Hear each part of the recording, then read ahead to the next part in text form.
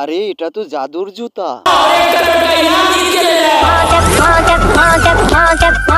এই দৌড় প্রতিযোগিতায় জিতলে পেয়ে যাবে 1 কোটি টাকা।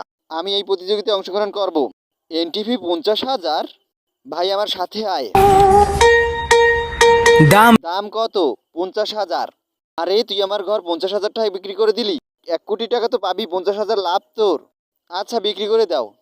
এই নাও টাকা। এই নাও 50,000 টাকা।